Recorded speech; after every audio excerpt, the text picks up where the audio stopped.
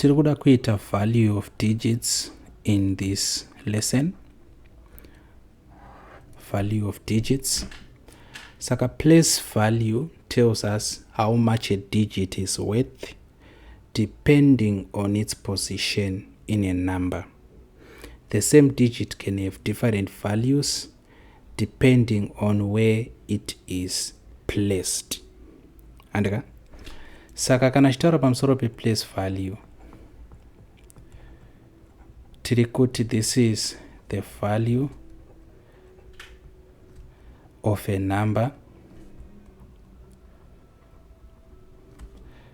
based on its position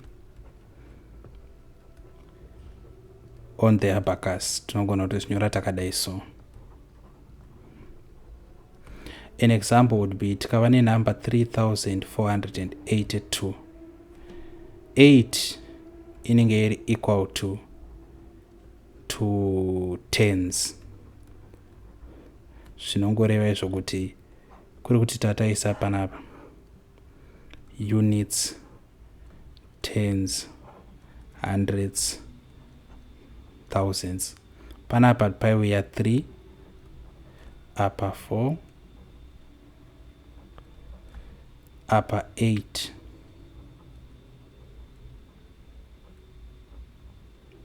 mudegerero ndaita diki apa 2. Saka kana chiti 8 tens, tiri kutaura tichiti this is the place value.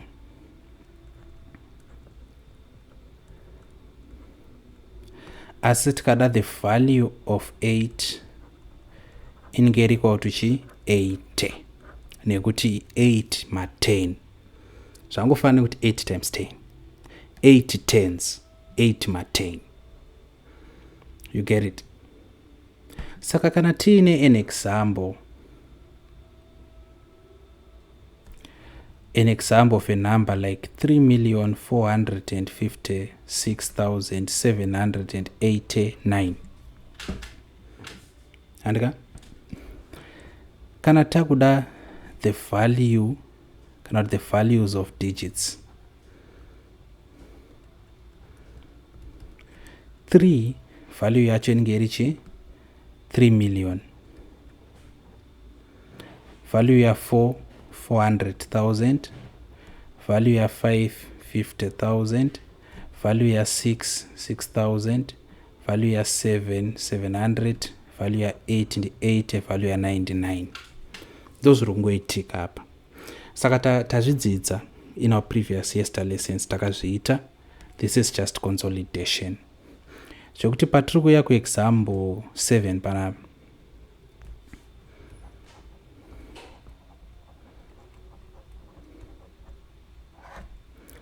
Zviri kunzi find the value of the highlighted digit 3134564.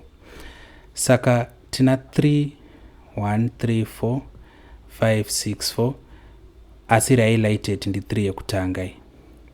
Saka value of 3 inenge iri equal to, tinoti 3 amwese manamba yange amazero. Saka answer yedu apo ndiyani?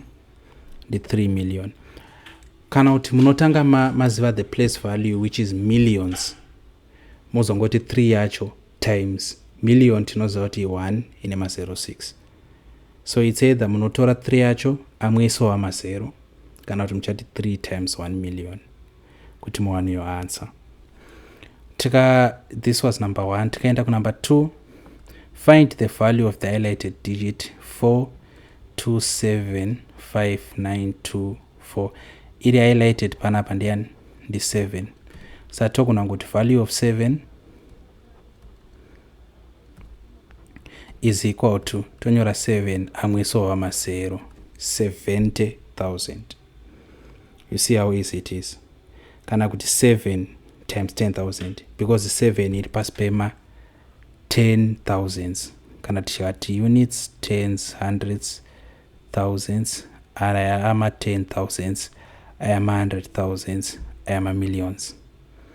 Saka because 7 yedu iri pasi pema 10,000s, munogona kuti chi value of 7 is equal to 7 times 10 1000. Panapawo since apa 3 yedu iri pasi pemamillions mamuchigona kungoti value of 3 ichi mamuchigona kuti value of 3 is equal to 3 times 1 million inozongokupai zvakare 3 million. Consolidate mchishandisa practice exercise 7 ite number 1 kusvikira number 15. Makaita an issue, don't forget to communicate with us.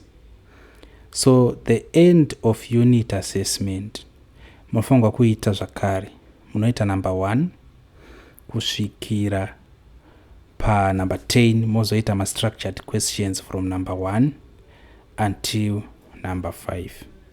Be sure to do it. Meta dzina umwe mshonga kunze kwekuweka nekuweka. Maita basa nekuva nesu. In our next lesson, grade 7 maths, tichaita ma numbers zvakare unit 2 asi tinenge takudzidza nonzi ma ordinal numbers.